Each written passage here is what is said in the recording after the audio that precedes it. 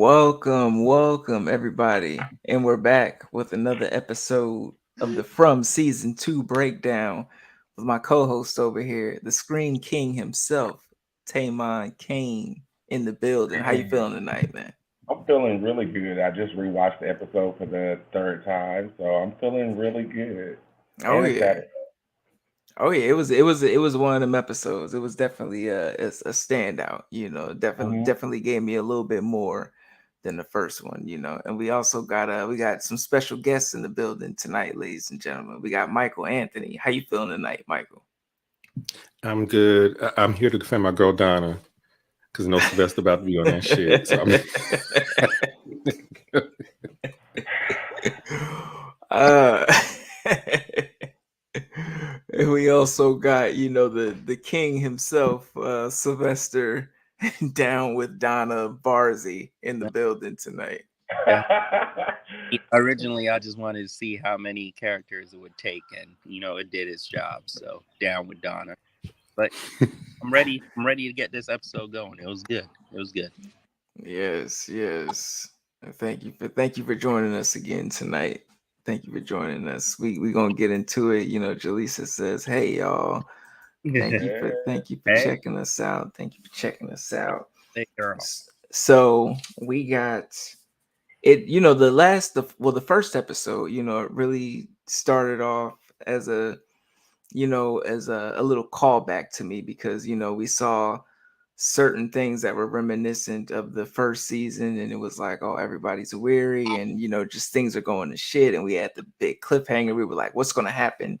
And we had uh all of these thoughts and all of these predictions, about what was going to happen to the people on the bus, and then the roof collapsed, and all this other stuff. Then we got a glimpse of the underground, where they were actually living, where the vampires or whatever you may say, are living. So it was very interesting, and this episode did not disappoint. I really was um pleasantly, I wouldn't say I was surprised, but I was like, oh yeah, this is how we're doing it. This is how we're doing it. How did you feel about this episode, Tamon? I thought it was great. It sort of did exactly what we said it would do. It brought in the gore because the first one was more about psychological thriller and playing on those fears and insecurities people have in certain situations, and this one really was about the kill count, and a lot of people got it in this episode, and I'm grateful for that. Yes, Not the yes. right people. There was one person who I felt should have stayed, and about two other people I would say can go home now. But that's okay. Yeah, yeah. We also got Mika, hey everyone, Team Donna all the way. What is going on?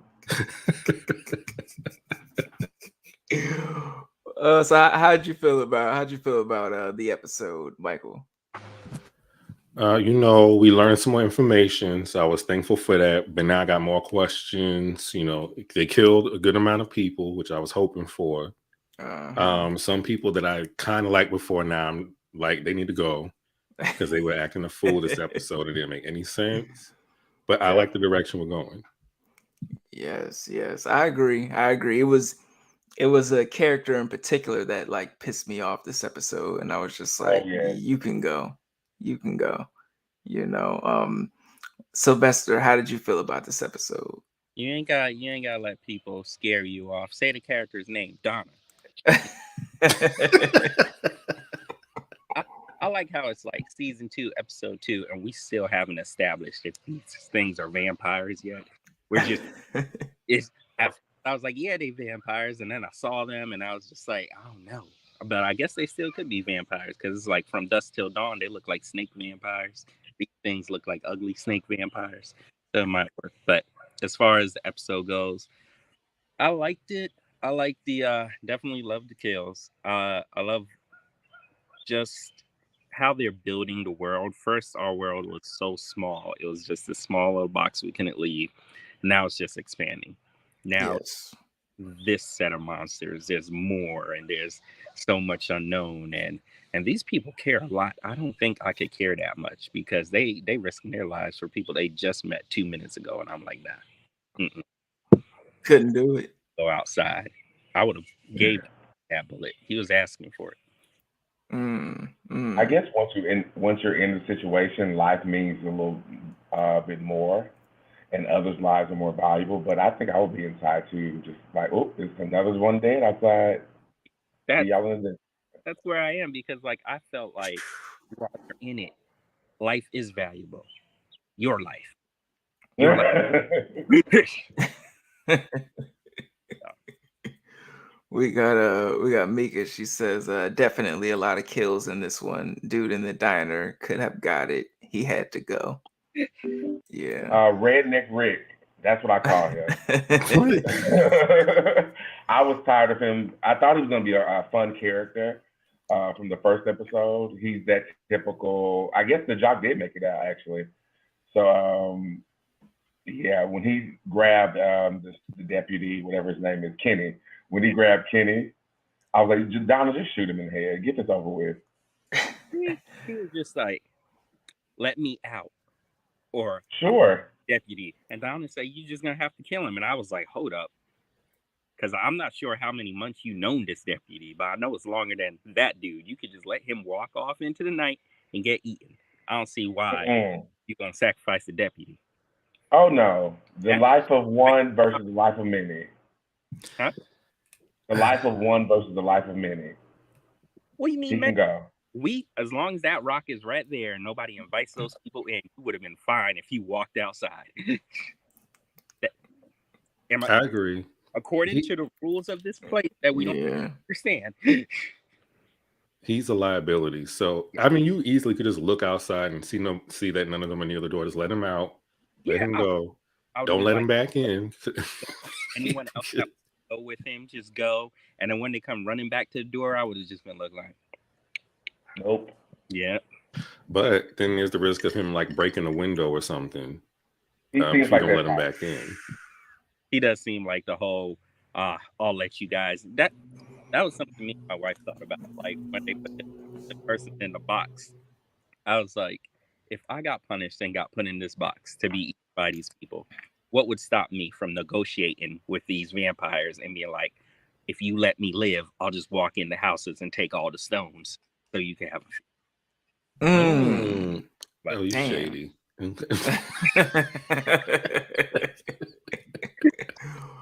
Damn, dog. Already voted you off. It's not shady. It's I am wondering if it's going to get to a point where it's like everybody for themselves. Like, let's say somebody does take all the talismans in one episode, and now they have to figure out how to survive at night. Yeah, I can see that happening. Someone stealing them all at one day. But yeah, it will probably be that jock dude who's a dick. I can see him doing it. Or Sarah, wherever the hell she is, floating around doing nothing. She's probably stuck in a tree.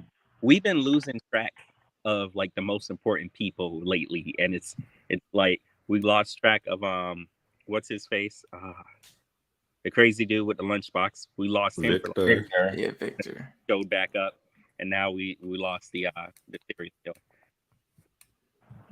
But I was over Victor too. I was over Victor this episode too. He was like, I don't want these stale ass cookies, Victor. Okay? I don't want these stale ass cookies. Put them away. Dude, and tell me how long you've been here. What do you mean? It ain't that hard. As long as you have. What you worried about? Ain't nothing wrong with these cookies. Right. I have pretzels, Victor. Victor's like, you already had. Worry about what's going to happen. Wow. I already said if he don't answer questions, we put him in the box because I'm tired of him. And Victor probably would live.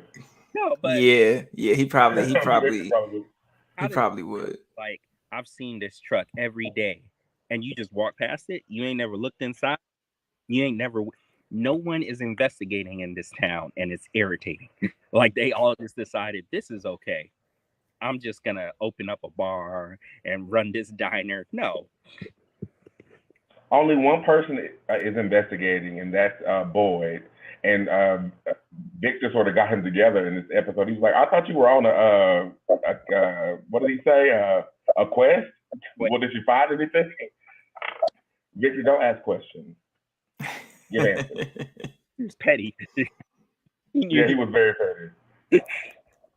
Yeah, I mean, he's like, I mean, I know like he's relatively important in some way to the story, like that we may not know about just yet, but he's like, he's disposable to me. He's very expendable to me, Victor. I think it'll be like a sad episode, but Mm-hmm. I wouldn't.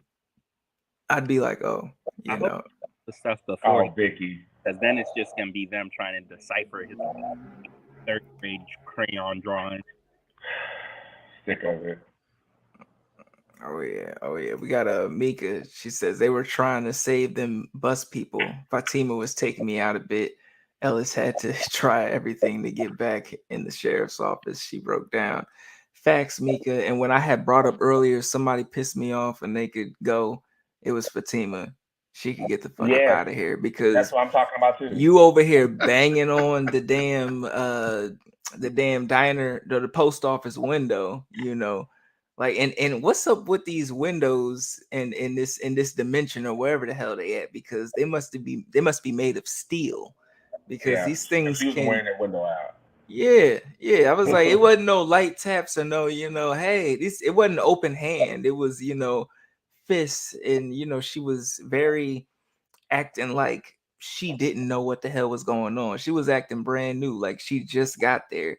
You've been there for a while, so you know that these things are creepy, and you've seen what these things can do.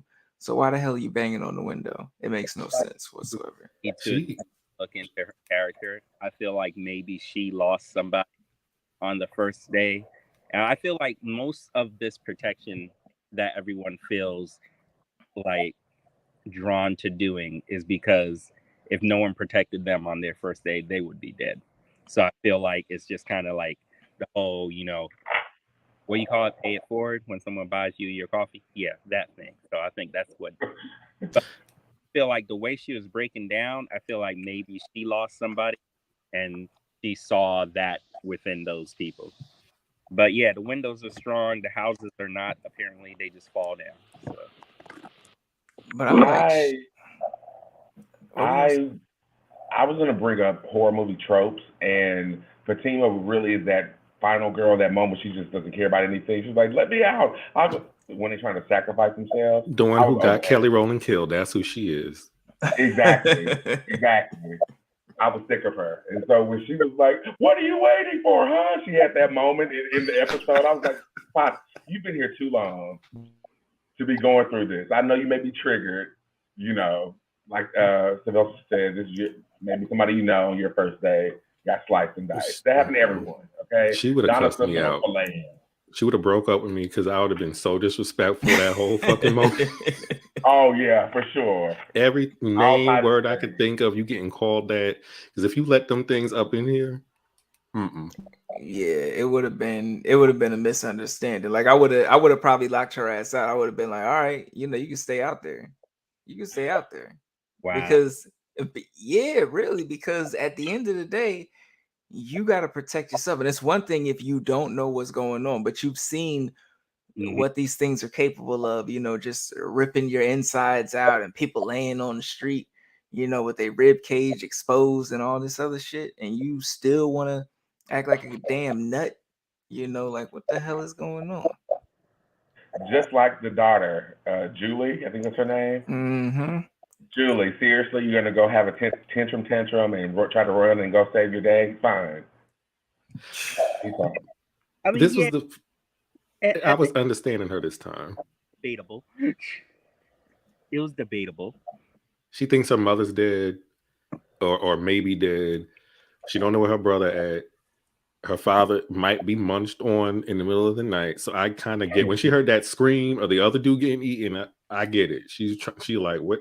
You want me to just sit here and just imagine a loved one being eaten or whatever they do to them, torn apart, and you can't do anything about it. Eat them. I mean, she left. I would go to the back and cover my ears and cry. That's all I got for you. So So I'm wondering, are they going to show us the carnage like one of these episodes? Like, are they going to show us Happen? the visuals of someone getting just ripped out? You know, are they going to show us that? Are they going to keep cutting away? Because I want to see that at least one time. I'm not At least gonna one lie. time. I don't feel like they got the budget to show us. Gotcha. I'm not gonna lie. I feel like this is the best way to get it done, and I kind of like how they're doing it. It's perfectly fine. Save some of your money for some of the big stuff, but yeah, I guess I would like to see it happen just once. Yeah, just once. Blow the budget once, you know, have a talky talk episode, and then at the end, you know, just surprise us. Just be like, oh shit. You Okay. know. What about old boy who's chained up in the Oh, Martin. yeah, Martin. Yeah. Y'all, Martin was comedic to me when I first seen him. Like he reminded me of like one of the old men in like a Disney film, like an Aladdin movie, or you know, like a Cusco, you yeah, know, The just drunk one of man on the the street. yeah. Yeah. he wasn't asking the right questions. Like, how did Martin throw you a rope if he was chained? What's going on? Like, What is this music box? And why do I have to be out of here? What's going on? Should I go back down there? I feel like I would have shot him, like, cause he's been chained up like that. I feel like I wouldn't have been able to get him out. I don't even know where I am. This is what he wants. Just let him be. Especially when he mentioned the thing about his wife, you know. I was like, what? Like what's going on here? You know, like I would have at that point, like, you know, you would think somebody would grab him by the throat and be like, what do you know? You know, what do you know? And how do you know this? You know, Mm-hmm. like who sent you? Who sent? I mean, I know you tied up, but who sent you? You know. Why? Said the monsters are just the tip of the spear. So there's stuff that are worse than the things that are coming out at night, and which makes Oh, it if like at some point we're gonna get to a point where day isn't even safe. Kind of like spoiler alert for anybody. I'm sorry, but there's a zombie show where they thought the monsters only came out at night and then they came out during the day. So yeah. I wonder if it's That'll gonna. Now, I wanted to ask y'all, because I see Utaka's comment with shout out, thank you for joining the conversation. Only 3 people from the bus I like: Bacta, Elgin, and Lady who looks like Yoga Lady from Orange is the New Black. So, you know, since we've had, you know, an episode to mull over, and you know things have progressed a little bit, have any of your thoughts changed, or your impressions of the people on the bus changed, you know, when it comes to the people, you know? I mean, Oh. Mm. I'll roll with the black characters so they can keep getting their paychecks, but no, they could all die. I really don't care about the bus people yet. I mean, I like the lady who was dancing in the rain. She seems real adjusted to be going through this situation. She's drinking coffee. She's real calm. She obviously has seen some shit in her life that this doesn't even affect her, Or she's Yeah. alone. He which thinks is fine too. Yeah, all that's fine. I thought I was gonna like Elgin. He's not giving me enough information. Just tell me you had a Final Destination premonition or something so we can figure something out. Please. So in my head, I was like Elgin or Ellis. Somebody, either one of them, they can go. Maybe not both, but just one. Choose. Fatima or Rogue knockoff, the girlfriend nurse. I'm hating his hair. I hate all of it. I'm just like, no. You can go too. Yeah, I think Ellis is very, I mean, my thoughts on Ellis have not changed from this episode. Even though Fatima was getting on my damn nerves, I'm like, both of y'all could go, you know, honestly, both of y'all could go. And it would be nice to see Ellis. Actually, it would be dope to see Ellis get eaten and then change into one of those vampire things or whatever, and then come up to the window and talk to Fatima, you know. Just like his dad's probably going to do at the end of the season, or whatever's going on with him. Oh yeah, that was another wild thing, with the scarabs, whatever the hell he got going on, I'm like, no, boy. Maybe that's why he stayed alive so long, because he had those things inside of him. So maybe it's saved for it. I like how Victor looked at him. Victor was like, Victor shady, yeah. He was like, I see you with your moving worms. Now the question is he gonna tell anybody, or is he gonna play the dude that got bitten by the zombie and just keep it to himself? That one. Yeah. I'm wondering if those things are gonna like prolong his life or something. Because I know he's sick, and so he was expecting to be dying soon. So I'm wondering if that's gonna keep him alive. Mm-hmm. Yeah. Seems like it kept the old dude alive. Yeah, that's what I was thinking. What I love about the show is that it is so POV driven, which is why I think another reason we may have not seen someone being torn alive, unless maybe someone's watching it. But everything is like from the main character's point of view, like even how they segment the different scenes. I think it's really cool. Are there any like story arcs, minor or major, that you're impressed with or you're looking forward to? I am very invested in the deputy and his love triangle thing. He's very just like what do you call it? Like, I don't know another word for it, but it's all cute. He was trying to make tea, and he was just acting like I was just like, oh, he's a snake. She's taken. Back up. Good guys finish last. Okay. Okay. First of all, we haven't established how time works here. She could have been here for like 2 years, but she was single around that time, kind of. And they were invested. They're going to Paris together. They did. What's her name? Mari, whatever her name is. Rogue. She was like, "You've been going 6 months, so at least Christy's been going 6 months." And she said, "You're less than 2 hours away," which is crazy. Yeah, but we do know from season 1 that people are coming from different directions and seeing that tree too. So that time doesn't mean anything. I mean, that distance doesn't mean anything. Where was the bus going, or where does each person think the bus was going? Because that'd be crazy if they all thought the bus was going a different place. Ooh, now that'd be wild. They never knew each other, right?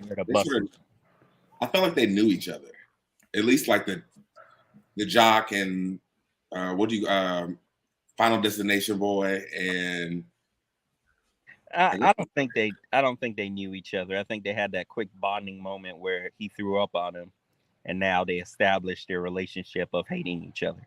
Oh, okay. Yeah, that was pretty much it. But yeah, I think it'd be a cool little twist if all of them thought the bus was going somewhere different, even the bus driver. But yeah, they really need to dive more into the bus people, because some of them are just getting killed off like randomly. We did need some deaths, but aside from that, like, what are their backstories? What's everybody running from? Like, what's going on? Oh yeah. We still don't even know most of our main people's stories and whatnot. Yeah, there's a lot left unsaid right now. Like, how'd she get here with an ambulance? What's going on? Yeah. We got Mika. She says Boyd was pissing me off. He said, "Get out before the music stops," and Boyd is just listening to it. He was sending a warning. Yeah, Boyd made some. He made some choices. Like I'm not sure where they're necessarily going to go with his character as far as the future, but he definitely did make some choices this episode. And then she said, "I was thinking it might cure Boyd's Parkinson's." Oh, that's what it was. That's a good thought. Because Homie chained to the wall was pretty ancient, so maybe that those little worms, leeches, whatever they are, was doing that in Boyd's wait for the stick. They got to do something because if he's there a long time, why is he able to stand up? Like his legs should have given out a long time ago. Mhm. Yes, I agree. What about you? What is a story arc that you're excited about? Who, me? Hmm? Yeah. Well, I think I'm excited about. I mean, honestly, I want to see more of the where everyone in the bus came from. Like I never thought about like what if everyone on that bus like thinks that they're going to different destinations, but I'm still trying to figure out like how the hell are these people like getting here or whatever, like, and then also, you know, what's going to happen with Donna, you know, as far as her arc, as far as like being the leader and everything, because I feel like maybe towards the end of the season she may be uh less of a leader and more of, I think there might be something traumatic that happens that, you know, she may step down from that position, you know. And I love Like, Donna. Mhm. Yeah. like that. No, she ain't gonna die. She's She not- lost. She running around crazy with a shotgun. She finna die. Yeah. They needed to listen. People need to learn to listen before reacting. And so she got fed up and was like, look, y'all not going nowhere. Although I would argue she should just let their asses drive around again. Just keep going With and they'll some, figure it out. you need to see it to believe it. Ain't nobody just gonna be like, I'm gonna go inside because some monsters. They want to see it. So just let them go outside, and then the ones that stayed inside, these are the ones you work with, and you'd be like, you see what happened there, and keep going like that. But I feel like if you could save somebody's life Power. from a safe distance, which I feel like that's what Donna was trying to do with that shotgun. Like she was trying to save their lives, because at a certain point, like with Fatima, she was putting herself and, you know, Ellis in danger, you know, by almost opening the damn door and doing all this other goofy ass shit. But with Donna, she had the shotgun. She was like, yo, you know, listen to me. It's still daylight out. Get your asses in the post office, you know, where the protection is. And then, you know, she still, even when they got inside the building, like there was still some sense of assembly, you know, even towards the end of the episode when she's like, all right, everybody, don't just stand around, you know, start picking this shit up so we can get these people out of here. Person. Mhm. Donna's in charge of the girls. It ain't She need to is in stand in charge of the line. girl. But I think the reason she did shoot out the tire is because she knew they didn't have time, like daylight, to go around in this circle, go through all that stuff. By the time we have circled back twice, it's nighttime. We're inside already, so I don't know. I don't know what to tell you. Yeah. It's, I mean, and it's going to be interesting. Like I think it was Michael who brought it up, where or no, it might have been Sylvester, where you were talking about we may get a scenario where it may be daylight and these things are coming out. Yeah, You know, which would be very very interesting. that's what I think could happen. It may be daylight and those things will come out, or it may be daylight and now they're running from something else. So Yeah. the deal. Or we could have a 30 days of night situation where it's just like night for 2 days. Oh yeah. Ooh, that would be. I like But that. I feel like someone has to take the stones out of play, because once they have the stones, they're okay, unless you know, they just light the house on fire, which is what most vampires do when they let inside. It's gonna be Hey, slow. we got Keeshia in the building. How y'all Welcome. doing? Hey. Welcome. Hey, how are you? I'm good. I'm good. I had to rock my Tina ponytail off of Napoleon Dynamite. Oh yeah, I'm moving some things around so I can fit you in here. This is Okay. on the fliz eye, It's you know. right. But thank you for stopping by. Thank you for joining us today, No you problem. know, for the discussion. But what were your thoughts on the episode? Because we just got done speaking on on our thoughts about, like, the whether we have any different opinions on the people on the bus, and just some of our theories and stuff like that. And how do you feel about Donna dying? Soon. Dirty Donna. Yeah. I feel she handled that very well. Because that's something I would do. Okay, this woman can't have that. I know. It was a bit extreme, but then, just the way how the situation of them coming into the town, and it was like shit. It's gonna be chaos. And I know they were trying to calm him down. What's the little home dude name? The deputy with the hot water pants. Kenny. Oh, Yeah, Kenny. Like Kenny, he was trying, but he's like way too nice. He's not very assertive. He's still trying to get into that deputy, like Barney Fife role and stuff.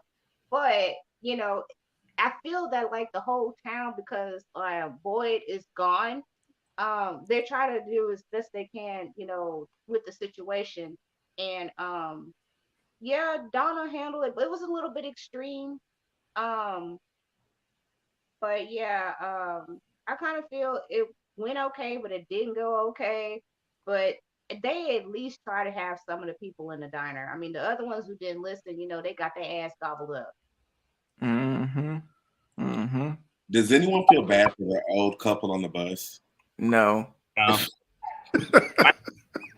They ass should have listened. They old. They ass should have been in with the other You would think people. they would be in a diner. Yeah. Like, you kidding me? on the bus. The Why? other older lady went in the diner with the fanny pack, and I'm like, tell your comrades to come. They was on the bus, like, that typical like couple that like, oh my gosh, this is our demise. Let's hold each other, embrace, and think about one last time on the beach where we had 30 years ago. It was kind of like that. The people laying in the bed in Titanic as the boat went down. Yeah, it was like that. But I don't know. I just felt like they didn't make the smartest decision in that moment, especially if you're hiding on the bus, because of course they may not have known all of what was going on, but if you're hiding and then all of a sudden the lights come on and you stick your head out and you gasp, like, you've made it this long in life. Where's your survival skills? When it comes to that, like when I heard that gasp, I was like, this is silly. Like, y'all gonna get it. Y'all gonna get it. They saw him and thought he was a safe person because of the way he looked. Mm-hmm. And they thought, we're going to survive and he's going to help us. But that crazy grin he has, like, the Joker is. Yeah, I didn't trust that grin right there, because I was like, y'all, for real, old as y'all been living for like past like 100 years, and y'all ain't seen no shit like that, like a smile like that. That's not something to trust. I mean, what was they gonna do though? I don't know, do a karate or something. I don't know. They should have in the bathroom. I think he's in the aisle of the bus. They're two little old people. It's over. They might as well just give up. I mean, but it looked like they've been through a lot together. Like I think Tamon, you just said hide in the bathroom, because like it's certain survival skills that you acquire throughout the years. Yeah. So your first thing that pops into your mind should be preservation, because these people look like they probably got, they probably need medication of some sort, They died together like the Notebook. It was beautiful. It was. They did. Well, yeah. Hit you right here. Black bus driver didn't think so, because whatever she saw, they must have been fucked up. Because whatever they saw, she was like, "Oh God." I was like, "Good. I don't want to hear you talking this whole episode, because you was talking all that shit episode 1. So you just stay over there and be quiet." Yeah. Now you believe us? The bus driver, when she seen it, I was like, sis, why you going close to it? Like you should already see all that blood and shit. I don't know why you going that fucking close to it. Or you have to see it to believe it. I'm like, hell no, I already see all this bullshit right there. I'm gonna jump my ass off the bus. Yeah, y'all right. There is something out there be eating and attacking people. I wouldn't get that close to him. I Because she feel got to like clean it should have up. saw that body in the aisle like as soon as she stepped onto the bus. Like she was just like, Hello? I'm surprised you do that. Hello? yeah, like no. It No. had to be something stinking, and it had to be more blood, more of a blood trail. Mm. But I think maybe just instinctually she's like, oh, I gotta, since this is my bus, I'm in charge of these people. I've got to go clean that up. See, that's what So- happens when you take your job way too damn seriously. Why are you cleaning this bus up? Exactly. Like, Like, no, that would not be me. I'm just like, oh, fuck this job right well, here. I was just, yeah, I'm fuck this gone. job. She's a believer now. Now she can, her and the rest of the bus people, they're all believers when we have to collect the bodies of last night. I would have dropped that vest and them keys off in the front seat of that bus. I'm like, fuck this. Where do I fit in? So where do you think the bus driver is? What do you think is going through her mind at this point? Like, because at first, the first episode, she was just like, this is a bunch of foolishness. I need these people back on the bus. And this episode is revealed to her a little bit more. So, like, how do you think she's going to react to it? Give me a drink. Mhm. Well, I mean, there's an Well- opening at the bar. if What? she ever Yeah. wanted to be a I mean, That's bar a new real. job. I think that's the reason why Ray got killed off. Because He like did. she can feel the position at the bar. Yep. I'm Either she like, got that if Donna I job. thought about I'll be- that, Yeah, that's and I was like, kind that's of kind how of it fucked up works. though. That's kind of how it works. That family moved in after that other family got eaten, and we put the man in the box. Town's just making room for people. They don't want people bunking up together. So Sylvester, you saying this place brings opportunity? Yeah, it brings opportunity. It brings opportunity and space to people. They don't like people bunking up together. That's why the town don't like Donna. That's why it's trying to get rid of Donna, because she's not paying attention to the rules. That's why Donna Donna's sister is died. providing them something to do, a sense of normalcy. Thank you. All the people in the town are depressed, dusty, just waiting to die hoes. Oh. Everybody in the colony house is at least trying to enjoy themselves. Exactly. And low-key, I don't think Donna wants to go back. I almost feel like she prefers this situation over wherever. No, she where she's does. Not Yeah. Misty. Yeah, I think Donna does prefer this situation because she's in charge and people look to her for things. And like she looked real sad when they were trying to leave.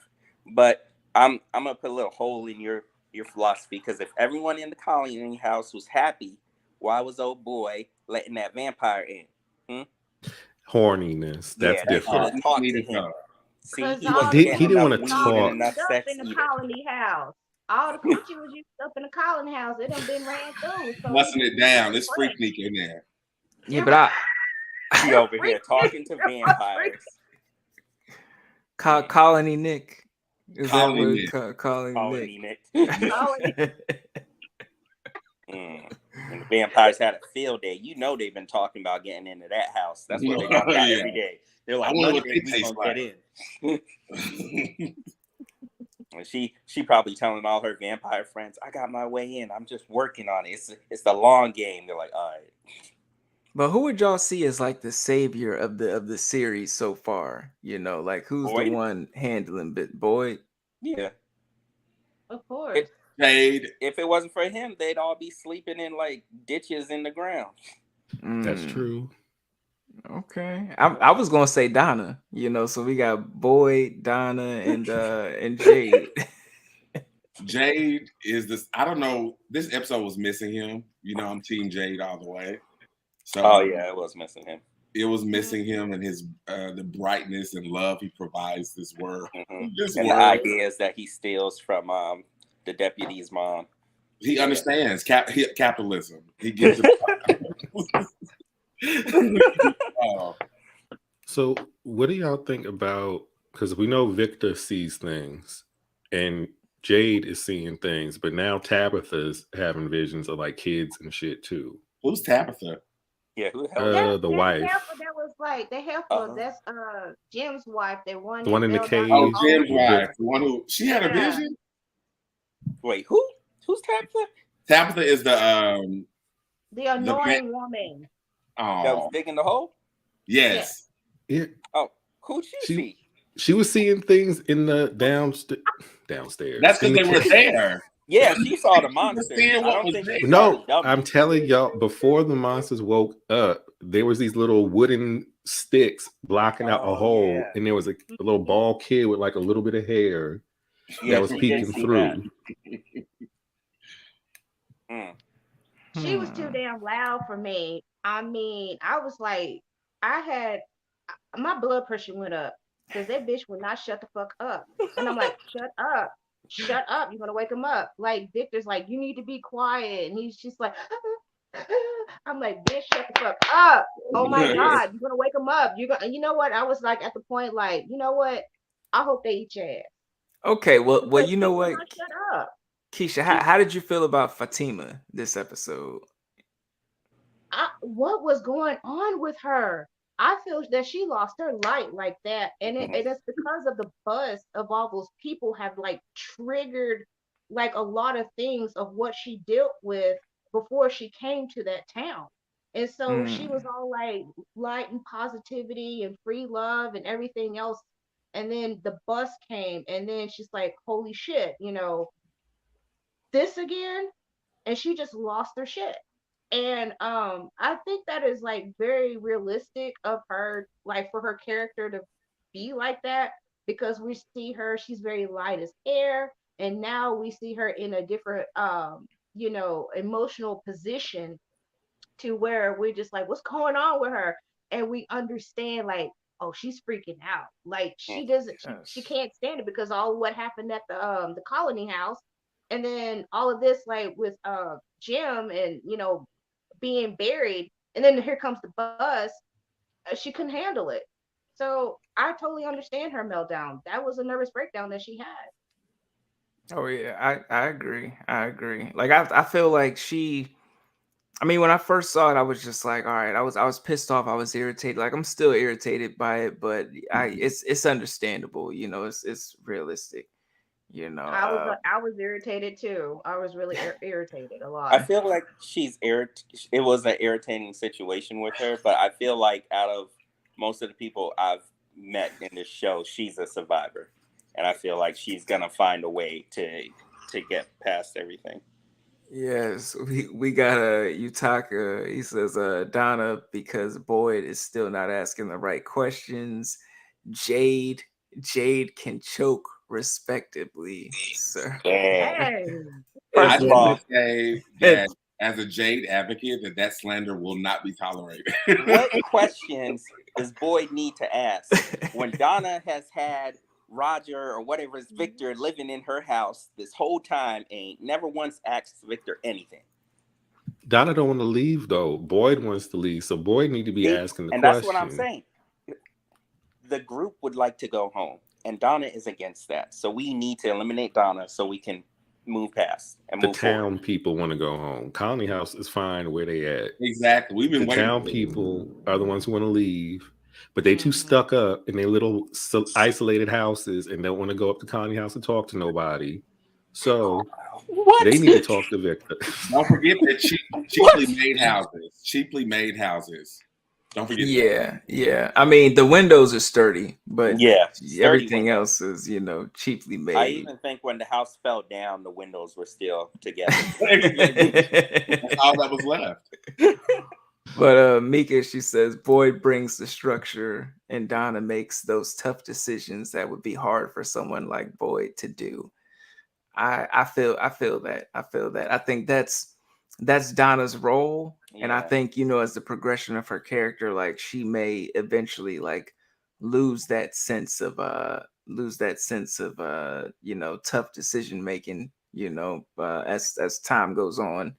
It must have been real tough for her to say, I'm going to take the big mansion house on the hill and smoke weed and hang out with these people. Listen, man. When you in that situation, you got to make, the best out of it. So you like, all right, I don't know if I'm going to see my family again.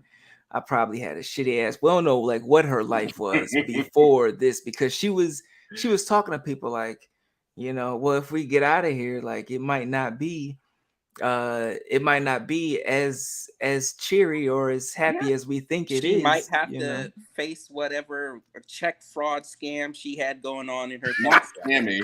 I'm But- sorry, but we listen, need to go home, Donna.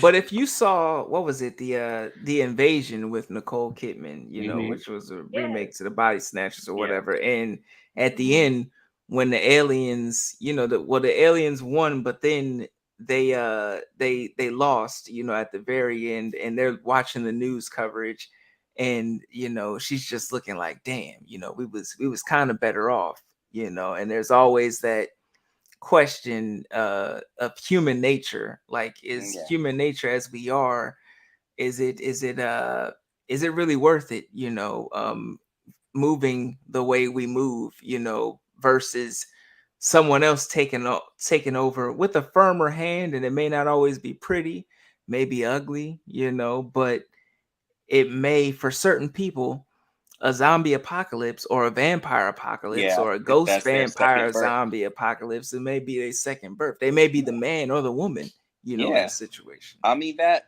is true, and I can see why it would be like disheartening to somebody who was nothing and is something to be like, oh, we want to go back to that world where we're doing the 9 to 5 and everything. But I mean, like Donna, like you just have to adapt and survive. She can make a creepy cult in the real world. Okay, she Yeah, doesn't for need sure. to just stay there. She can have weed and her cult people. It's just like it happens. Like, I don't think Donna is. I think she's always been this way. I think she's always been vocal about how she feels. I think she's always been sort of take charge, even in her divorce. You know, I'm just even. I think she's always been take charge. she reminds me of that trucker from the Pee Wee Herman movie, the one that like creeps Large you out. Marge. I was about to Yeah. say that. She does That's remind me of Large Like the Marge. minute I That's what saw she her, is. I was just like, ooh, that might just like 2% of why I don't like her. But yes, shout out to Kira. You know, she says, I love Donna, protect her at all costs. Oh gosh.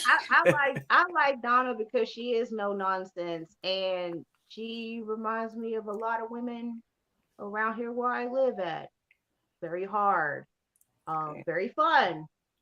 She actually reminds me of this lady that when I used to be a CNA. She had that Donna red hair, kind of, you know, just mean, like, but she was like really sweet. And like you can tell Donna's very sweet, but that's the one thing, that the quality that I like about Donna is that she does make those hard decisions that people are very uncomfortable with, and she can, like, you know, take her feelings out of it and look at it logically. Yeah. As like just for the better half of, you know, the better of the whole, you Yeah. know, even though people are not gonna like it and they hate her for it, but you know, they're She gonna do safe. what she gotta do. Yeah, Yeah. she Fall gotta in do what she line. gotta do. They safe. They smoke a lot of weed. They get a lot of booty and everything else up in that house. Period. So They grow you know, crops. she gonna keep them all. She gonna keep them like real. She gonna keep it I tight. That's how hear she what is. everyone is saying, but what situation has she done that has led y'all to believe this about her? What hard choice did she make where everyone was mad at her, but she had to do it anyway? They're mad at her every single day. She's always yelling. She's yelling. That's a personality trait. That's just her personality. It's not no hard choices. See, I feel like y'all have fallen under this like Jedi mind trick. Don't say y'all. No, she's like anything. She's the mother that like you're upset when you're younger because she's always telling you what to do, but in reality, it's things you need to be doing. That's what she is. She represents that. If she were not there, I don't even know if Boyd would be able to keep the town and everybody in control, because yeah, she like Big Mama, you know. Yes, that's Hattie Mae. Yeah, for sure. Sir, the only thing she has her people do is smoke weed and have orgies. And they what do else laundry. I saw them growing fruits and shit. Yeah. They do. I mean, if she was like a hateful character, I mean, nobody wouldn't even be in the house. They Yeah. need McGonagall's character from Harry Potter, but from Sister Act. That's the type of structure they need. Uniforms. We need all of that. We need structure here. I would actually say we need a council because I don't like people telling me what to do. So how about this? Let's form a council and we can just make decisions as a group. Because you and Boyd are getting on my nerves. Well, yeah, I mean, Democratic, elections would actually be an interesting twist, especially if they introduce that in the second season or in the middle of the second. I feel like if they did a council, Donna would be pissed because I think she'd be outvoted for a lot of things. But I feel like the council would have Boyd, a bus representative, the bus driver, obviously. Yeah, Donna, obviously, Boyd. Jade and Jim. And Jim. I mean, I guess that makes sense that he'd be on there. Of course he'd be on there. Yeah. And I just don't feel like any of those people are voting with Donna. That's fine. But I guarantee you, when they need somebody to come get some shit, then they're gonna go run into Donna real quick. Yeah, that's what I'm saying. I feel like she the protection. I think like Utaka just said, Donna will put a Karen in her place. Protect her, Karen. Kara says exactly, no nonsense. Mika says she was about to let Kenny die for the betterment of exactly. Now I supported that decision. Yeah, I feel like that, and that's another one of those things where the hard decisions, that you gotta filter through, when you're in these type of situations. Kira says you need someone who's not afraid to do what's necessary for the entirety of the group. She cares, but her emotions don't allow her to act rash or carelessly. It was definitely just a hard decision to let someone that isn't from Colony House be sacrificed. Because that's what she was doing to the deputy. She was going to sacrifice him. Sure. Kenny's out of here. See, you're not watching how she's playing chess right now, all right? Well, you know what? She told in the light show. She told Kenny, "You got to be in charge right now because Boyd ain't here." And what happened? He got his gun snatched up real quick because he wasn't paying attention. We need somebody else in here. She looked at Kenny and she was like, "I could eat this boy alive." All right, yeah. Literally, She fed this little line in his head like, "You're the sheriff now, Kenny." She knew. You need to stay in the town. You can't come to Colony House. He's not. You're gonna try to sabotage us. I can see it now. He would take our little stone off and then go into the city. That's what I would do. I go skip in, whistle back down to town. Just like I mean, well, like we could always introduce, maybe 3 more characters and people come from like a hot air balloon or something. The hot air balloon just land and it's 3 more people and they just like, what's going on? We're not in Kansas anymore. Yeah. They're gonna be like, we saw this treat. Like, what? How did this Where work? was it? All these birds circling around the hot air balloon. They like popped it. They attacked it. I need the town. I like the scenes when the town was being petty. When they built that tower and then a storm was coming.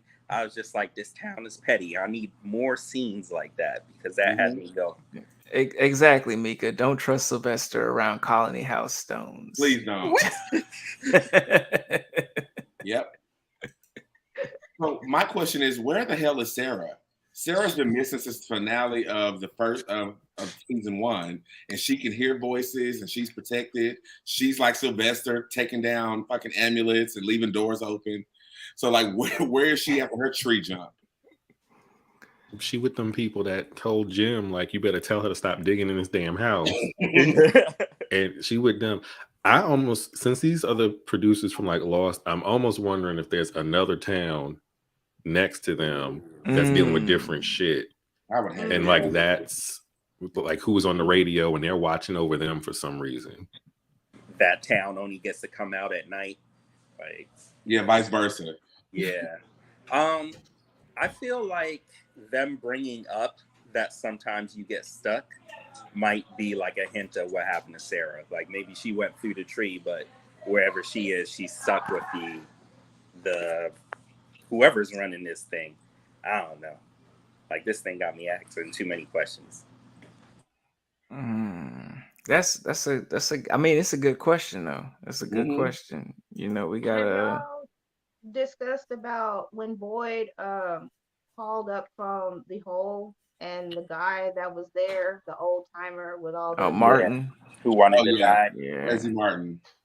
Yeah, what y'all think of what do y'all think about like those things inside him looking like something out of the faculty? What is that? Maybe he's gonna protect Boyd. That's what a lot of us have Yeah. thought so far. Like he's gonna You either think it's gonna preserve his protect him? life. He said, "My blood is now your blood," and Martin seems pretty ancient, like those people on the bus. Yeah, and if he's strong enough to survive being chained underground, you know, for an extensive amount of time, then he's got to have some sort of strength with him. And like I think Mika had mentioned earlier about maybe that would be the cure to his Parkinson's. You know, maybe he gets It some might. sort of reversal. Oh, okay, yeah, because the little toy box with the ballerina. I know the dude was telling him not to go over there. Yeah. And I'm sitting there yelling at Boyd, like, "Why you keep going over there? Like, boy, you ain't that damn dumb. He told your He ass to go. is. You know, like you being stupid." And then, what'd you say, old timer and everything? You know, he's telling him to kill him, and I'm just like, Boyd, you see he's suffering. You can't take him with you. Like, is your common sense not working? You would, I Because mean, if those leeches turn out to like cure him of his Parkinson's or whatever, the luckiest motherfucker in the show. yeah, for real. Good thing. Stumbled into those rocks. Now he's stumbling into like disease curing leeches. It's crazy. I agree. Like it would make him very, very fortunate, you know, especially compared to everyone else, you know, and you know, all the other crazy shit that's going on. You know, Kara says, I'm curious to see what's the scariest force. Remember the man in chains stated those things that come out at night are not the scariest thing. Yeah. The tip of something, Yeah, I'm thinking like smoke. My mind automatically goes to the smoke monster and Lost. You know, I would love to see something like that. Maybe a cloud monster, or you know. I think about the mist. Mm. We're exploring, like thinking about the lore and the creatures.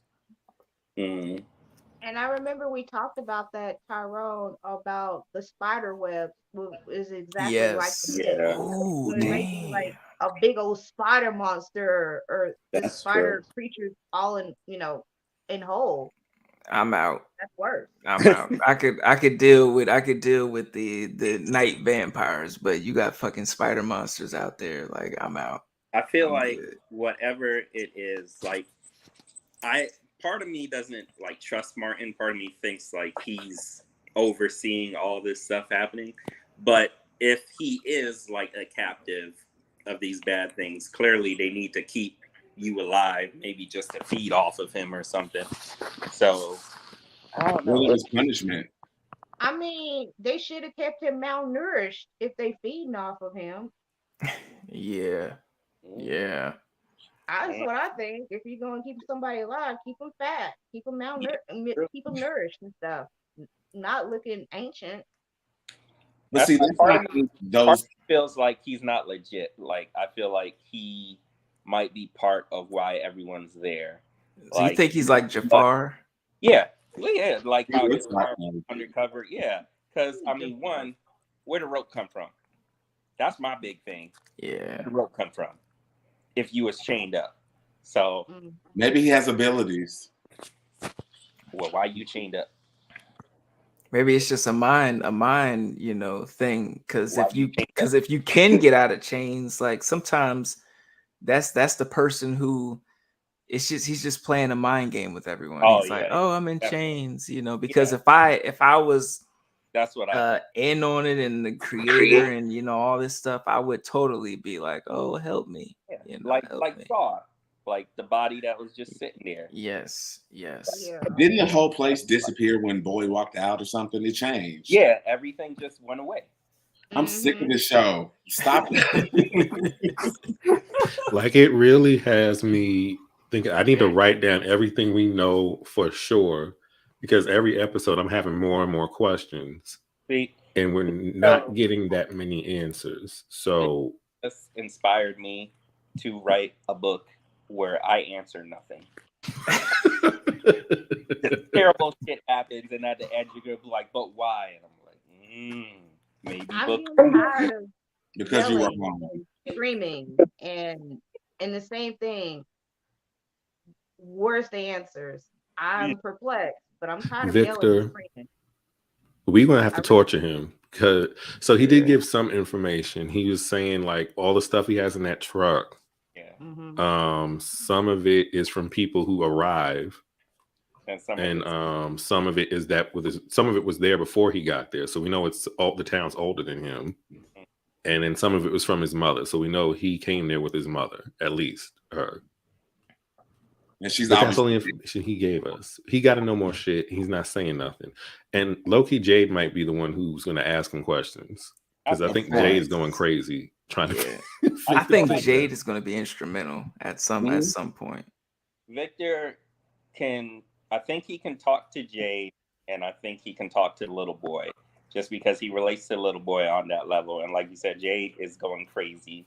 Like, what is it? They say insanity and genius is just a fine line or something. Like, they can communicate with each other. But yeah, I'm really curious about Victor, because we had that flashback where everyone in the town was dead and he was just a kid. So it's like, how did you survive? Like, something happened to him. I think Jade is crafty enough to ask the right questions. Yeah, most definitely. To Victor to get those answers. And if you get Jade and Ethan, the little boy, together with Victor, I think we can get some answers out of that. And the old Asian lady. The mother, she's the one who kind of put Jade on the path. Yeah. Like, look, here's this little thing with the symbol, and here's the picture with Victor in it. So, because we're still in the same day and a half. So when Victor and Jade come across each other, I think he's just immediately going to start asking them questions. Yeah. The shady thing will be if the old Asian lady is like from Devil with the elevator movie, and she's the one who's that'd be fucked up. Don't you do a lot this? of answers and a lot of clues. We need to find out her name, y'all. We cannot be calling her that. One mama. Kenny Mama who make them good old pancakes. Kenny Mama who make fried pancakes. Kenny Mama. Like I said, every episode leaves you with more questions. Facts. Because that's too much pain for Kenny. Kenny lost his dad. Kenny lost his friend. Kenny lost his substitute dad figure. Kenny's losing everybody. Donna said we all lost people. Get over it. We have people. You know what? I don't even think Donna's sister liked her. Okay, she probably waited and got killed on purpose. Now this is interesting. Kira says Boyd will gain secondary gifts. I think maybe a second sight or insight, like Victor and the new boy, Edgin. Elgin. Yeah, Elgin. Yeah. Because he was the one that had the visions on the bus, and then he puked on the guy. It's possible. It's possible. It's definitely possible. Her name is Tion, by the way. Do you feel like Elgin could be just like homegirl Sarah? Because it was telling her to like go and kill the people, and she accidentally stabbed her brother, and killed her brother and stuff like that. Do you feel like he could be like Sarah, or it could go in a different direction? Her replacement? Direction, because he was terrified. He was like terrified to realize he was in this town. So while Torrez is making friends with her voices, clearly whatever's going on with him torments her. Maybe it's, last week we talked about the potential that people have different gifts, and that maybe why they're there. and things of that nature. Because you have the young boy Ethan, who can see dead people. You have Victor, who sees things. Now the wife is seeing things. Jade is seeing things. And then Sarah is also hearing and all these things. And Tion, Kenny's mother, she just knows things. She has books already. She has pictures. She has maps. That's true. That's true. Suspicious. Like the main question that no one is asking is why them? Yeah. And I feel like once they figure that out, it's just all gonna click. Because there has to be a reason that y'all specifically are there. What flipped me the hell out is, and that's another thing I wanted to bring up, was Homegirl's wife. Yeah. You know, like why were you and your wife, you know, in this place? Like, what the hell is going on? You know, like, did you bring her in? Like, did you summon her somehow, you know, here? Or was into your Freddy nightmare? Like, damn. Yeah. The worst one ever. Freddy nightmare. I want to give the nurse some kudos. I thought her performance was really subtle and good. She was trying to tell her ex-fiance that she needs to stay. It's like, I know that you're emotionally tore up that you see me. You think I just ditched you and ghosted the entire family. But there's bigger shit going on. I want to address all of this with you. But the first thing is, you need to understand what's happening here. And I thought she did really well in that moment. Yeah. You know, I think she did well with Kenny's emotions as well. You know, she was nice. It still was very awkward. I'm like, damn, dude. You know, I didn't make you no promises, Kenny. I didn't promise you nothing. Oh my god! Oh my god! But I feel like when shit like this happen, motherfuckers be switching sides too fast. You know, we saw it happen in what was it, season 1 of The Walking Dead as well. You know, motherfuckers be switching sides a little too fast when shit go downhill. Justice for Shane. Yeah. Shane. Justice for Shane? Shane's a whole other character. Shane got some issues. He Shane still does have some issues. Issue or whatever was going on with there. So we need to clear that up before we get to Shane. And he tripped. I think my issue with that was they were acting like Shane was a psycho in season 2 and they had to get rid of him. And then in the very next season, now Rick's the psychotic one and everybody's fine with him being there. Okay, not very next season, but like 3 more seasons, he became full-on psycho. I think Shane brought up some really good points with Rick. They did kind of flip the script of making Shane like the bad guy, but he does have his issues. But he did make some valid points to Rick before he got murked, you know. But he's the Donna. I feel like he is. He was the Donna, and I mean, I don't see. I mean, like, I was like kind of like low key like mad at Shane, but then once I started like to understand, I was like, you know, he really isn't the bad guy. No. Yeah, I mean, everybody's like, he wasn't totally the bad guy, but it was just that whole situation, that whole triangle didn't sit well with me. It reminded me, like, yesterday I was watching Austin Powers, The Spy Who Shagged Me, when he found out his wife was a fembot and, you know, she blows up. He's talking to the hand. He's like, that's my wife. You know, he's like, wait a tick. I'm single again. Yeah. And he just throws the hand and it's like, that's how motherfuckers be in these like apocalyptic situations. They're like, actually, I'm single again. Let's go. You know, you gotta pick the winning team and pick yourself, right? Yeah. My wife she's never gonna show up in this town. Oops, surprise, she did. Fucking up your game. I mean, I'm wondering if they chose those specific people to throw a wrench in whatever's going on because everybody was working together to try to get out. So they're throwing specific types of people in here to cause chaos. So you have the guy who's erratic. You have the girlfriend or wife that's going to screw Kenny up.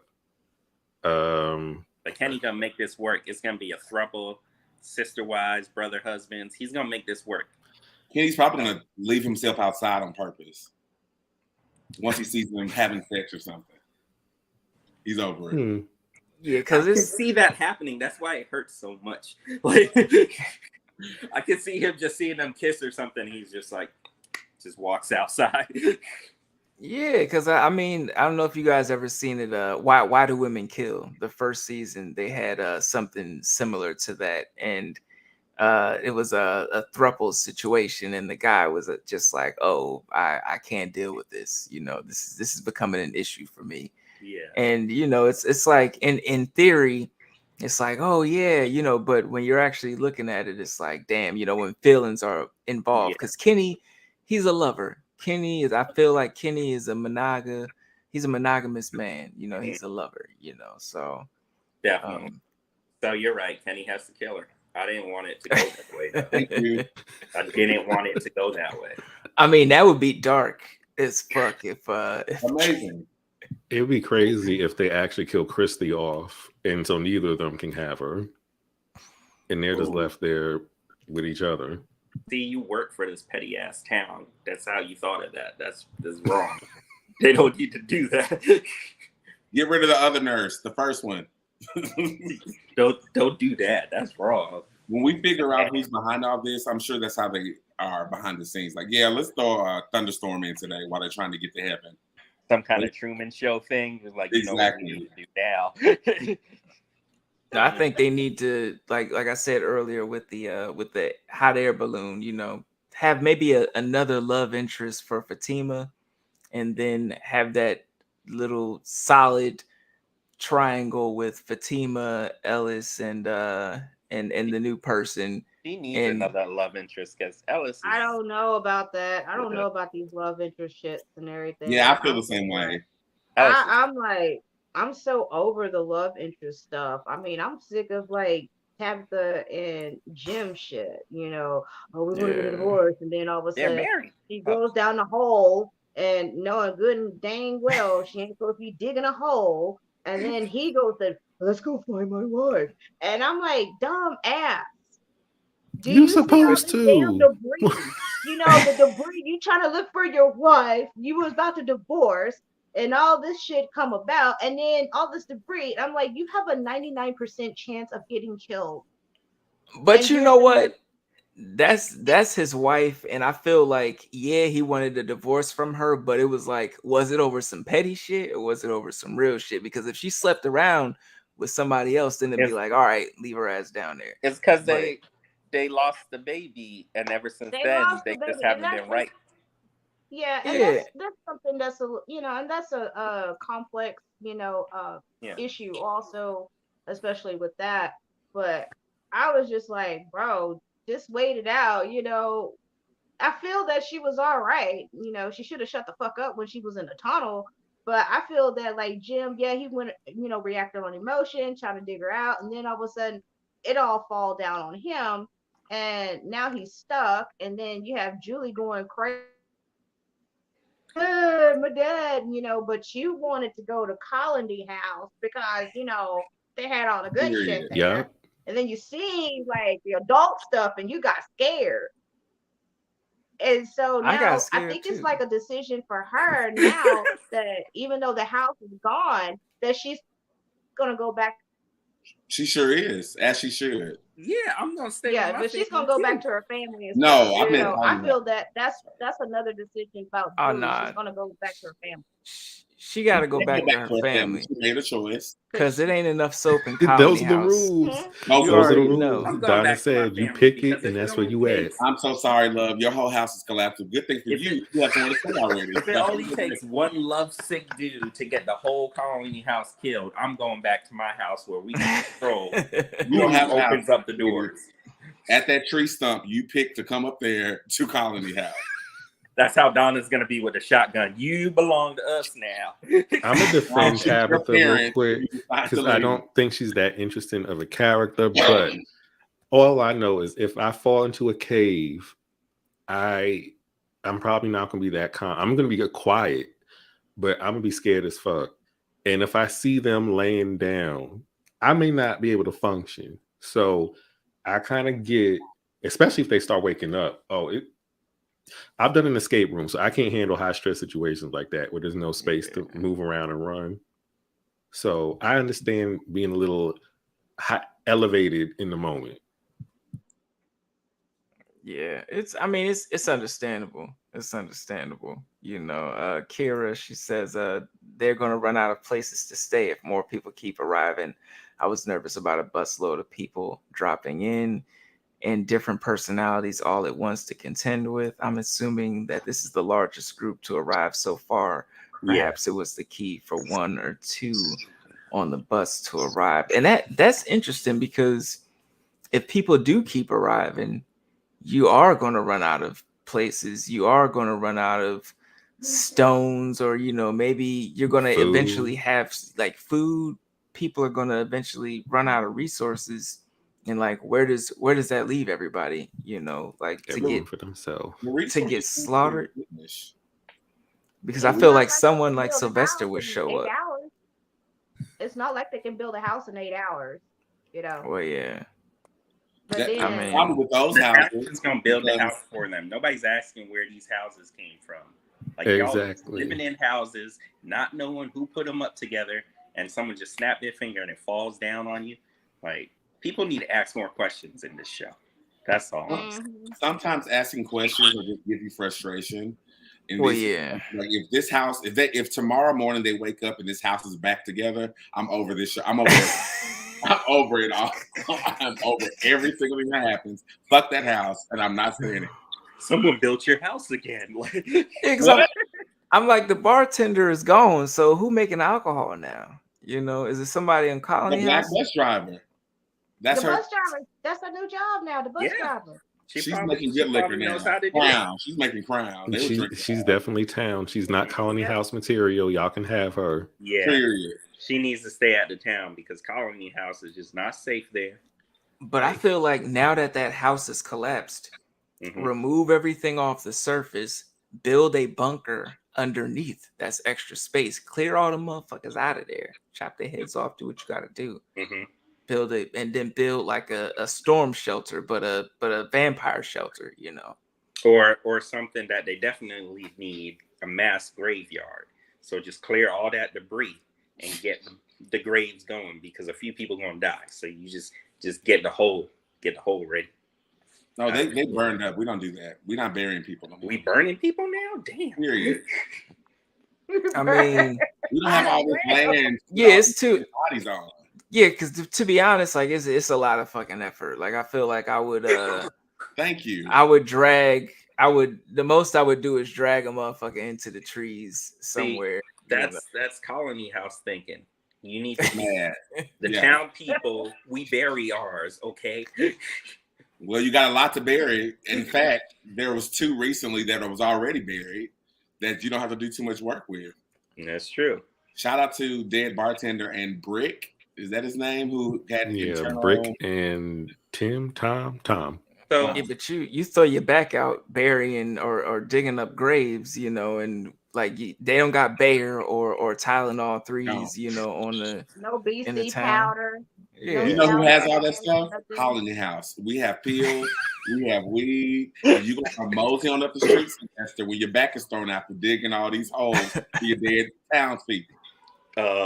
Wait, so they're getting replenishments of things that they can grow weed in this place as well, because it seems like everything's being replenished. Yeah, I feel like someone might have came with weed, and from that they tried to cultivate their own. I'm sure people came with weed.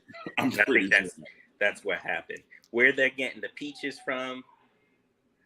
And how many strains do they have? Do they just got one strain, or is it multiple strains? Right. It's probably oregano. Indica? Like, are we sad all the time? What's going on? It's probably oregano. It's probably not even weed. It's just a placebo effect.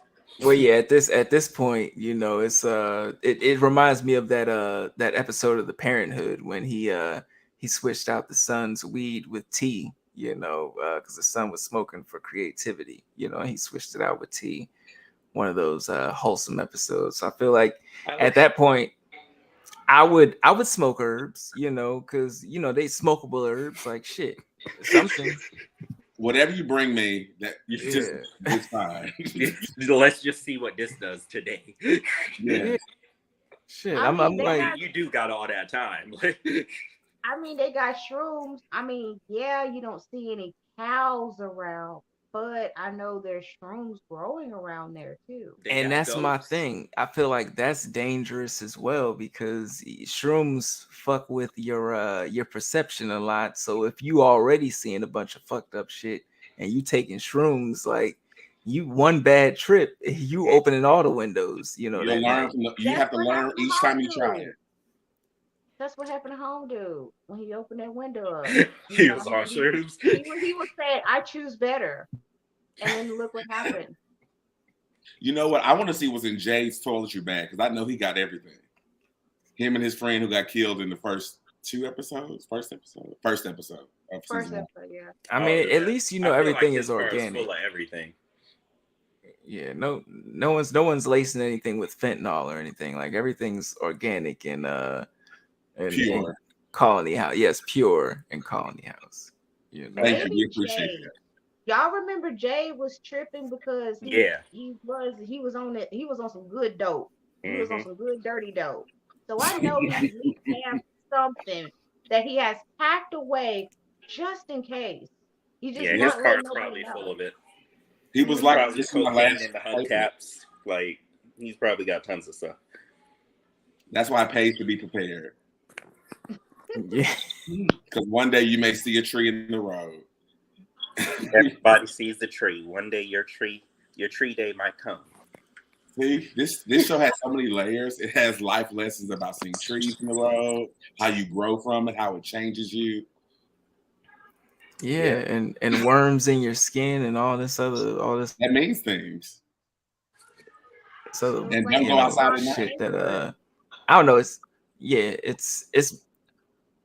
yeah, and then be wary of the storms that life may bring you, you know, and try to rebuild, you know. Mhm.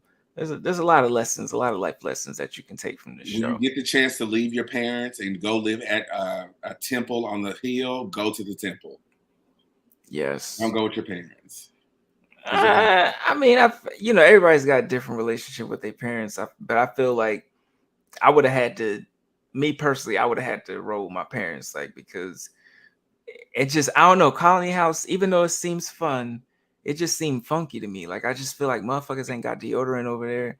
They ain't got the right amount of soap, you know, and it's provide just, mouth flow. yeah, it's just feel like it'd be a lot of things going on, you know, and You're right.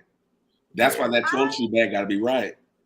Yes, yes. I mean, I would go to Colony House just to have fun on the weekend, just to get my cheeks clapped and like take all the drugs up there. But I would definitely be in town because I'm more settled. I want to feel settled. But there's like that wild hair that come out every once in a while. I'm like, let me go run up this hill now for a piece. I'll be back, kids. I don't. For the weekend, I'll be back. Yeah, and then I just come back to town. I'll be good. Well, okay, so you go try to slide up to the 420 cookout at Colony House because we turn up. Yes.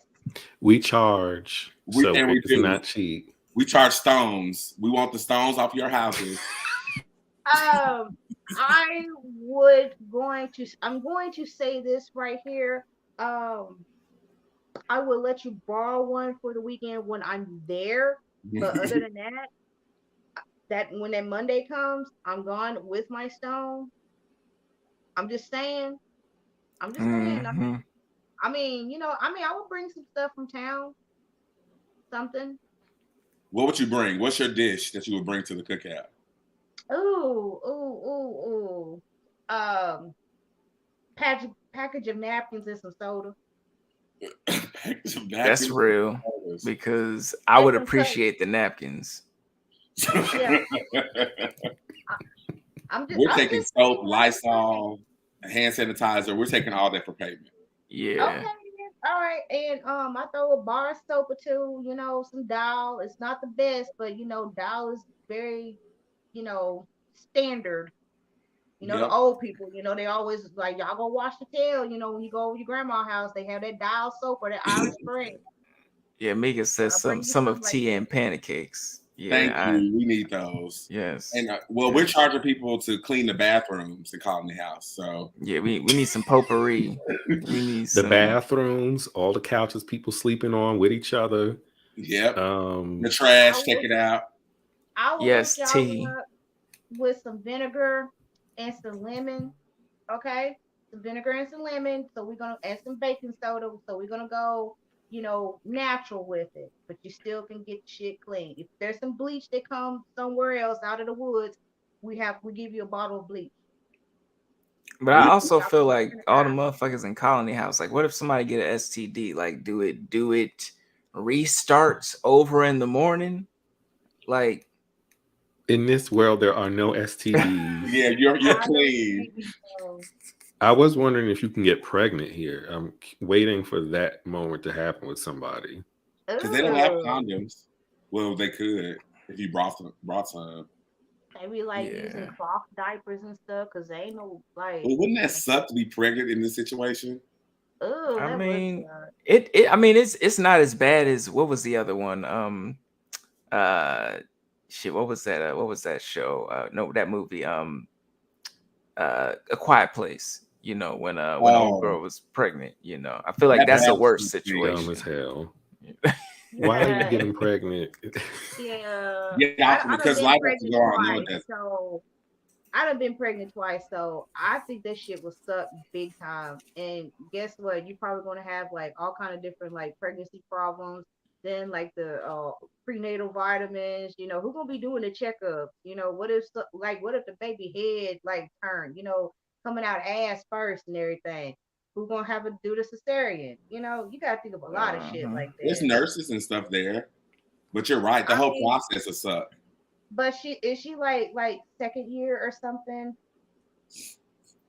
It's the best we got. I That's all we mean, got. I mean, YouTube don't work here. imagine both of Yeah. the medical professionals get killed off. Like, what are they going to do? If they die, Tion dies. That's food, and we already lost the bar, the bartender, and then we got healthcare. And, I mean, if Boyd dies, then That's a We wrap. probably have That's law enforcement. I'm wondering if there's going to be two opposing sides, like the people who want to stay, and then it's the people who want to leave, and they're going to be fighting over like talismans and shit. like leaving Yeah. on their own quest or something. Yeah, like there may be, because we saw what happened last time they tried fucking with shit to try to get a message out. So there may be some people who like, we don't want things to keep getting worse, and we don't Yeah. mind living here, versus the people who are like desperate to leave. And that might cause some like mini war there, because I do think this is like some sort of experiment to see how they're going to react to everything. Yeah, I can see that. Oh yeah. That's why I think like for the next episode, I think I would love to see them wake up and all the talismans are gone. Like it's the beginning of the morning, Ooh. all the talismans are gone, and just the panic, just that anxiety. That's what I want to see for the next episode. That would be perfect. Just at the beginning, and then the rest of the episode is just the stress of just knowing, okay, at night we we got to figure something out, or we about to die. Some people are probably going to have their heart to hearts that they didn't have beforehand because they think they're going to die. Mhm. That Ellis feels and really, Boyd will get together. yeah, that feels really finale-ish to me.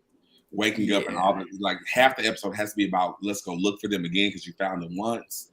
Maybe we could find them again, or do you remember what they look like? Can you draw that same symbol on something else? They're going to come up with all these different things, and tons of people are going to die. That's when we're going to see someone carved open live. Yes. Probably Ellis. I don't know. I think the person is going to be somebody that we actually care about that's going to probably get murked. I don't think it's going to be Ellis. Oh, Fatima. I feel that she is gonna die. Me too. Yeah, I think she's gonna die. I mean, it sucked, but She don't do nothing. I mean, she don't do nothing. She does. She sets the mood. She helps with onboarding new members into Colony House. She pull out the sage and she sage everybody. You know, she do Reiki because she's like She Reiki do. Holy Fire, like level 3 in healing. Because I'm Reiki 1, and she just gives off these really great vibes. She's the sunshine of this dark and gloomy, like tragic, horrible place.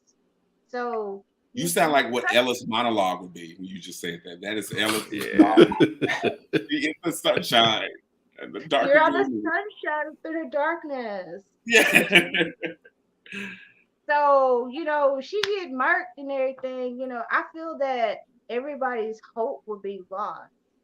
And everybody like everything just gets all fucked up and depressed because you know they're trying to maintain some normalcy in this town. And when that is gone, Yeah. it's a wrap, baby. Wrap it Yeah, up, Mika B. said, It's don't kill the over. sunshine. Well, she better start acting right. You should I will toss her outside real quick. You better start acting right, Fatima. do you all think that this is one of those shows where they figure out how to defend themselves, or are they going to always be at that disadvantage? Because I hope so. I think Boyd is going to be a key to that with what just happened to him. I want to have like this whole, I'm the slayer now, and I'm going to be the one going out at night, killing them and hunting and looking for them and all that shit. It's It'll be possible. like a whole montage of them. Huh, huh, huh, huh. Powers, boom, powers, boom. Yeah, all of that. Maybe the creatures won't be drawn to him with those things inside of his body. Like maybe he's they're not interested in trying to kill him. They don't sense him anymore. Or they sense that he's like zombies. Like when you put on blood, maybe they view him as one of them. Ooh, that scene made my booty hole get all like this. I was just tense up and tight. You know, they was coming through and boy behind that tree. You know, I was like, you can't hide behind that tree. You bigger than the tree. And they just came and just passed them. And I was just like, woo, woo. I was all like that, just clasping. But they didn't see him. And I was like, oh, okay, it's because all the little wormy things in him. Yeah. Yeah. I mean, I think they gotta I mean, it's a lot of shit going on, but they gotta stick together, you know. Yeah, they they definitely do. gotta stick together. But if they, like Kira said, if they go rogue, all is lost. Mika said that's what I was thinking. Boyd may be immune from the monsters. Damn, that would be an interesting twist, you know. Yeah, he can be like the cure or the immunity for The them. Daywalker. He's Blade. Daywalker. He has all our strengths and none of our weaknesses. Daywalker. Yeah, they can, since you got two medical people, transfer it, please. Come here. Yeah, transfer it. Yeah, they're doing all that. But I think. Oh, what were you gonna say? Oh, I was saying, but you know what? Somebody could be incompatible. Yeah. Yeah. But I think all in all, like this episode was a great follow up. Like I'm excited to see what they do for the next one. You know, to see who dies because we still got a lot more disposable folks. You know, in the mist, definitely in the mist. What did you think about this episode, Tamon? I loved it. I thought it was a great follow up because you have to remember this is still the same day, basically, and it bleeds over to the next day, which still is a follow up from the finale, which is still the same day. So it's like they've been going through so much for these last 48 hours. I'm ready for it in the next episode for it to sort of settle, and now to start investigating, getting answers, bringing them back together because everybody's disjointed. Boyd is off in the woods with the Victor and LJ. Maybe that's his name, LJ, and the wife. So they're all about to come back to town. So hopefully we can start back figuring out and getting some answers by next week. Because this episode really just gave me more questions. But I feel like this episode could have been released with the first episode, like this one and 2 episodes on the first day because they were all basically giving us more answers, questions, which are just dropping more seeds to what we're going to get for this season. So they did a great job with that. Oh yes, oh yes. What about you, Keisha? How did you overall, like, how did you feel about this episode?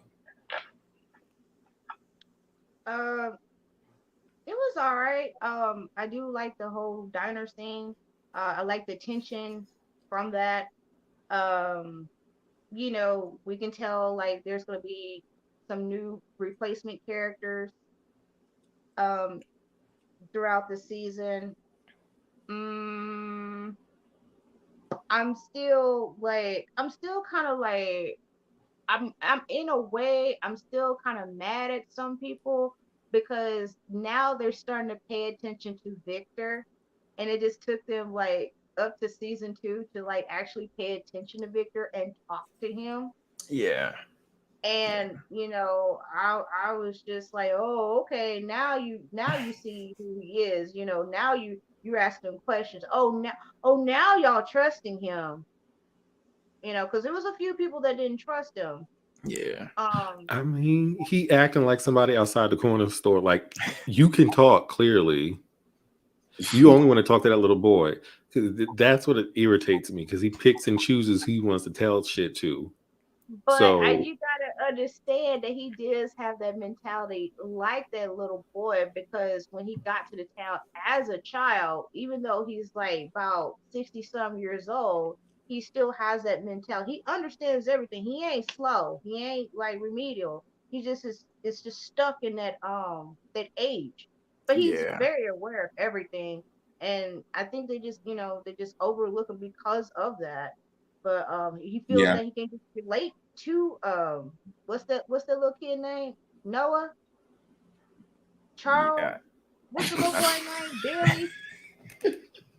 And Anthony? Tony? unidentified body. Hopefully he goes soon.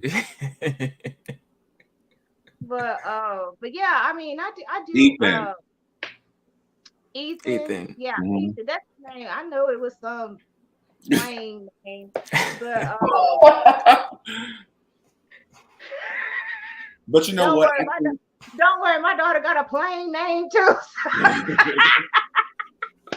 But yeah, I really feel good about this season. I feel that we are going to go deep down in the rabbit hole. I hope a lot of our questions are answered somewhat, but then it's gonna bring up some more mysteries and more like unsolved like bullshit. So yeah, and I like that I scream and holler and my blood pressure goes up. Yes, yeah. What about you, Michael? What did you think of the episode as overall? I thought overall it was a legit episode. We got some kills, even though we didn't get to see any of them. But I think even with it being implied, it was still good enough. We learned some more information. I love a mystery, so I'm always trying to figure stuff out. So to get little bits and pieces.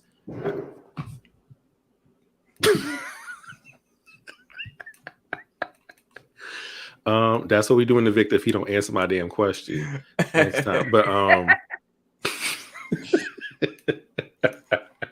Elgin, I need him to step it up. This certain people, Victor, Elgin, Jade, I need these people to get together. Everybody's so damn separated. I need them all to get together and talk about information that they know instead of whatever the hell they're doing.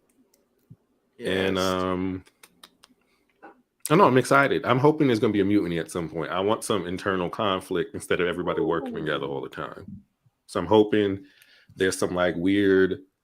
One of my favorite short stories is The Lottery. So I'm hoping there's something like they figure out, oh, maybe if we sacrifice someone, then that'll like throw them off for a day or two. So we throw somebody out there, they're satisfied for a night, and they won't come bother us. Some random shit like that. Like introduce some more rules or some extra shit. Yeah, I want to see more rules and definitions and what these things are and how they function. Yeah. What about you? I think that I've really dug the episode. I think that it gave me a little bit more of what I wanted, than the first episode, as far as like the action and just people getting the so I'm excited to see what they do with the third episode, and if what they're going to do with Martin, because I feel like this Martin character may be there's a lot. I feel like there's a lot going on with this guy, and there's a few characters in here that are just they may have secondary gifts, or something like they know a little too much, and I'm just like, okay, are all these people in it together? Because we've talked like during this episode about like certain people, are they in on it? But I feel like, what if this was like on some cult shit where they all just were revealed to be in on this, and it's just coming from all angles. So I'm excited to see like what how they're going to bring this all together, and what they'll do with the third episode, because they've I really like that idea of there's sleeper agents in this town who's just working and being yeah. part of it too. That's really cool. Yeah, it's and I know like it could be like for the finale, type shit or whatever, or maybe they'll save that for like the next season, but it's definitely going to be interesting to see how this unpacks, Mika says each episode keeps upping the intensity. Yes, let's get more answers. Kira says ready for episode 3. And those with gifts from a listening circle get together. Yes, yes. Let's light some candles and burn some sage. Yes, yes.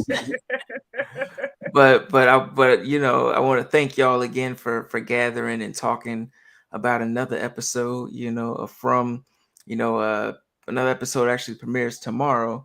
So we're going to be chatting about it Wednesday night, 8 p.m. Eastern, with my buddy over here, Tamon Kane, the Scream King himself, the icon himself, and thank you to our guests, tonight, Sylvester Barzay, he had to cut out a little early, but thank you for stopping by. We got Keeshia from the Random Horror Show, thank you for stopping by and giving us your 2 cents. And of course, Michael, always a great time when you stop by, man, and give us your thoughts, always a great time. And thank you for being in the chat, folks. Mika, Kira, Jaleesa. We had yeah, Yataka earlier. Thank you for stopping by. Thank you for stopping by. But yes, that's been another episode of our From season 2 discussion. Like I said, next episode is coming out Wednesday, 8 p.m. Eastern. Me and Tamon will be up here, and who knows who will be our guests for Wednesday night. Keeping it fresh. But yes, thank you for stopping by, and as always, peace, love, and horror, everybody, and we out of here. We out of this thing, and we out.